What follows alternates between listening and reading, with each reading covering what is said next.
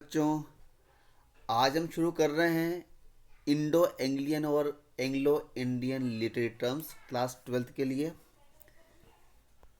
तो शुरू करते हैं। एंग्लो इंडियन लिटरेचर ये बहुत ज़्यादा टिपिकल नहीं है, और शायद जितना कंटेंट इसमें है वो उतना सफिशेंट रहेगा। Strictly speaking, Anglo-Indian literature is a branch of English literature produced by Englishmen who lived in India at least for some time. अगर इसको एंग्लो इंडियन लिटरेचर, ये जो वो अंग्रेज जो इंडिया में रहते थे, भले कुछ टाइम ही रहे, और यहाँ पर अगर कि उन्होंने जो लिखा, लिटरेचर लिखा, जो कुछ लिखा, वो इस कैटेगरी में आता है। तो strictly speaking, Anglo Indian literature is A branch of English literature. और ये दूसरी बात ये है, क्या है, ये ब्रांच है, इंग्लिश लिटरेचर की ब्रांच है, produced by English man who lived in India at least for some time. It is the literature, sorry, it is the literature of the empire. तो ये जो ब्रिटिश एम्पायर था उसको संदर्भ को लेकर के है। तो it is the literature of the empire, a product of British encounter with India.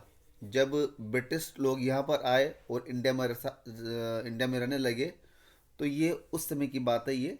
तो it is the product of, a literature of empire, a product of British encounter with India. To put in simple words, Anglo-Indian literature is the outcome of the two different cultures, that of the East and the West come into contact. तो जब वो लोग यहाँ पर आकर रहने लगे, तो यहाँ की कल्चर से, यहाँ की जो संस्कृति, उससे से वो मिक्सअप हुए, तो उसका जो आउटकम निकला, उनकी थॉट का जो यहाँ के लोगों को समझा करा। तो उन जो कुछ लिखा है कि यहाँ के लोगों के बारे में, यहाँ के इंडिया के बारे में, या अपने बारे में जो कुछ लिखा, वो इसका आउटकम जो हुआ वो इस कैटेगरी में आता है। E.F. Orton has observed regarding the main theme of Anglo-Indian literature। और उसकी जो थीम है, वो थीम जो 4 तरह की थीम है इसके अंदर। The first is the ever present sense of exile. जब वो अपने देश को छोड़ करके यहाँ पर इंडिया में आए, जब वो अपने देश को छोड़ करके इंडिया में आए, तो उनकी जो सेंस बनती थी, या फिर उनकी जो उनको जो फीलिंग आती थी, अपने देश की जो याद आती थी, उसके ऊपर उन्होंने लिखा। तो ये है ever present sense of exile.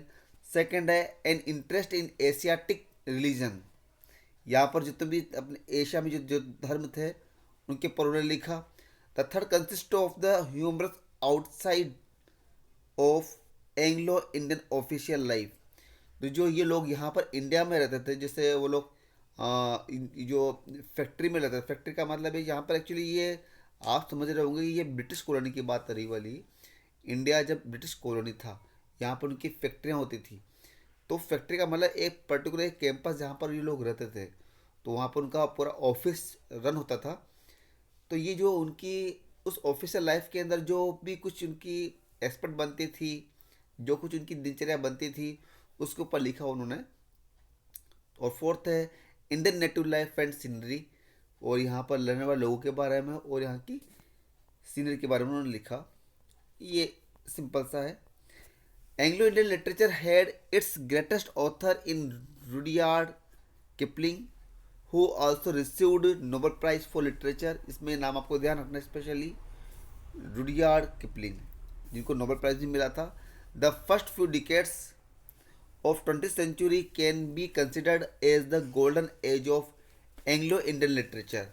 और जो 20th सेंचुरी के जो पहले के कुछ दशक है, वो गोल्डन एज माने जा सकते हैं। इस बीच में बहुत फ्लरिश हुई है Anglo Indian literature.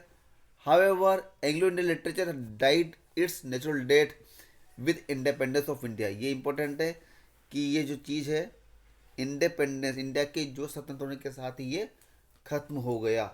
Anglo Indian literature India के इंडिपेंडेंस के साथ खत्म हो गया। क्यों? क्योंकि अब इंडिया ब्रिटिश कॉलोनी नहीं रहा, एक सोवरेन कंट्री बन गया, तो ब्रिटिश कॉलोनी का जो लिटरेचर जहाँ पर ख़त्म हो गया, वो तो एंग्लो इंडियन लिटरेचर भी ख़त्म हो गया। चाहे वो लोग अब भी यहाँ पर रुके हुए जो थे, वो लोग भले ही इंग्लिश में लिख रहे हों, परंतु वो एंग्लो इंडियन लिटरेचर में काउंट नहीं होता, क्योंकि अब इंडिया क्या इंडिपेंडेंट हो गया, स्वतंत्र हो गया, और वो ब्रिटिश कॉलोनी से संबंधित ही था, बाद में ब्रिटिश कॉलोनी नहीं रहा। वर्क्स ऑन द इंडिया में still be return by the British authors, but they can no longer be considered as Anglo-Indian literature. Second है इंडो एंग्लियन। जो नाम पहले लिखा हुआ है एंग्लो इंडियन में अंग्रेज लिखते थे, इंग्लिश में लिखेंगे। इंडो एंग्लियन पहले नाम इंडो मीन्स इंडियंस लिखेंगे, परंतु वो इंग्लिश लैंग्वेज में लिखेंगे। Indo Anglian literature, Indo Anglian literature और इंडियन इंग्लिश लिटरेचर, तो ये इंडियन इंग्लिश लिटरेचर का एक टर्म है और साथ में, तो इंडो इंग्लियन लिटरेचर या Indian English literature is a specific term that refers to the work of writers in India who write in English, who write in English. लेकिन कौन लिखेंगे? इंडियंस लिखेंगे। It's early history began with the writers like R K Narayan, Mulk Raj आनंद, राजा राव, निजिम इजकिल, ए के Ramanujan, Girish Karnad etcetera. ये आपको नाम ध्यान रखना है जो थे इंडियंस, परंतु वो इंग्लिश में लिखा करते थे। Who wrote in English language. It is also associated with works of the members of Indian diaspora. Indian diaspora means जो इंडिया के लोग थे परंतु वो एब्रोड रह रहे हैं, वो बाहर रह रहे हैं और उन्होंने लिटरेचर लिखा, such as V S. Naipaul, Kiran Desai, Jhumpa Lahiri, Salman Rushdie et cetera. The term Indo Indian literature should not be confused with the term Anglo Indian literature which is a branch of English literature. तो ये क्या है, आपकी जो एंग्लो इंडियन लिटरेचर है वह इंग्लिश लिटरेचर का एक पार्ट है। इंग्लिश लिटरेचर मीन्स जो ब्रिटिश के अंदर, जो ब्रिटेन में जो लिटरेचर बन रही थी या ब्रिटेन के अंदर जो फ्लरिश हो रही थी लिटरेचर, क्योंकि इंग्लिश लिटरेचर थी वो, तो Anglo Indian literature English literature का पार्ट है। हु रोट या who was written by English man who lived in India even for a short while. अब मैं आपको कुछ हल्का सा इसमें डिफ्रेंशिएट कर रहा हूँ, जो आपको कुछ हल्का सा एक्स्ट्रा दिख रहा हो तो उसको थोड़ा नोटिस कर लीजिएगा। एंडो इंग्लियन लिटरेचर और इंडियन एंग्लो लिटरेचर में हल्का सा डिफ्रेंशिएट भी कर रहा हूँ मैं, और कुछ चीज़ें हैं। पहला है एंडो इंग्लियन लिटरेचर, ये by Englishman who lived in India, ये अंग्रेजों के द्वारा लिखा गया जो इंडिया में रहते थे ड्यूरिंग कोलोनाइजेशन।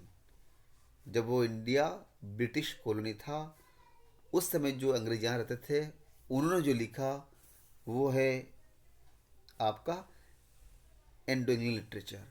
दूसरा है Indian Anglo literature written by Indians in English language, written by Indians in English language. फिर ये है जो आपका एंडो इंडियन लिटरेचर है, यह है ब्रांच ऑफ इंग्लिश लिटरेचर। ये इंग्लिश लिटरेचर की, मैं पहले एक साइड को कंप्लीट कर देता हूँ मैं, ये इंग्लिश लिटरेचर की ब्रांच है। दूसरा ये associated with British colonial literature, क्योंकि आप ये टर्म को भी ध्यान रखना क्योंकि ये ब्रिटिश कॉलोनी का ही एक लिटरेचर है, तो इसको ब्रिटिश कॉलोनियल लिटरेचर भी अपन इसको कह सकते हैं। फोर्थ पॉइंट इसका अ product of British encounter with India, जब ब्रिटिश लोग यहाँ पर इंडिया में आकर रहने लगे तो ये उनका प्रोडक्ट था। और फिफ्थ है ended the with independence of India, जो इंडिया स्वतंत्र हुआ ये खत्म हो गया। Flourished in first few decades of 20th century, ये 20वीं सदी में जो कुछ टाइम था उसके पहले ये फ्लरिश हुआ था। थीम है इसकी sense of exile, Asiatic religion, humorous side of Anglo Indian official life, और लास्ट है Indian native life and scenery. इसके अगेंस्ट में जो अगर इंडियन एंग्लो लिटरेचर की बात करते हैं तो written by Indians in English language, branch of Indian literature, या फिर जो कह सकते हैं इंडियन इंग्लिश लिटरेचर की ब्रांच है ये।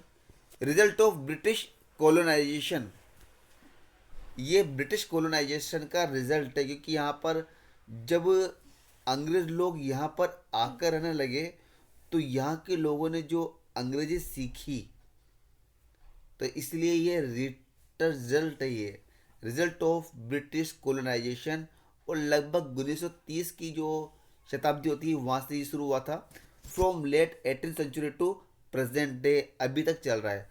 लेकिन आपका जो एंग्लो इंडियन है वो देश के स्वतंत्र होने के साथ ख़त्म हो गया और ये अभी तक चल रहा है, स्टिल फ्लरिशिंग, और अभी तक भी ये फ्लरिश हो रहा है। Body is correct English usage but soul is Indian in thought, colour and imaginary. इसकी जो लैंग्वेज होती थी वो क्या होती थी? इंग्लिश होती थी। ये जो लैंग्वेज थी इंग्लिश थी, मतलब बॉडी क्या है? इंग्लिश है। लेकिन उसमें सोल क्या है, उसमें आत्मा क्या होती थी, विचार क्या होते थे? इंडियंस की थॉट होते थे, इंडियंस के यहाँ के इंडिया के कलर होते थे, इमेजनरी होती थी। फिफ्थ पॉइंट है subject were the interest of western audience. यहाँ पर जो लोगों ने अंग्रेजी में जो लिखा उसका उन्होंने वो सब्जेक्ट लिए जो बाहर के लोगों को पसंद आए। सिक्स्थ है early pioneering works were social realism, historical, detective and romantic. उनकी जो स्टार्टिंग में उन्होंने जो लिखे गए वो सोशल लिखे गए थे, हिस्टोरिकल लिखे गए, डिटेक्टिव लिखे गए और रोमांटिक लिखे गए। इनमें नाम है मुल्कराज आनंद, राजा राव, आर के नारायण, और भी जो एग्जाम्पल दे रखे पीछे वाले आप ले सकते हैं। सेवंथ पॉइंट है writers are Indian origin living abroad, diaspora. जो एक ये टर्म बनती डायस्पोरा की, एक नेटिव एक देश के रहने वाले जब बाहर मतलब ओरिजिन तो आपका पर्टिकुलर इस इंडिया के अंदर है, परंतु आप बाहर जाकर के अब्रॉड जाकर के आप वहीं रहते हो और वहीं पर आप लिख रहे हैं, उनके लिए टर्म आती है। तो writers are Indians origin living abroad. Example है सलमा रश्दी, अरुंधति रॉय, किरण देसाई। तो ये जो मैंने हल्का सा आपको ये डिफ्रेंशिएट कर रखा है, इनमें से कोई पॉइंट आपको अच्छे लगते हैं आप उनको अपने आंसर में ऐड कर सकते हैं। Thank you.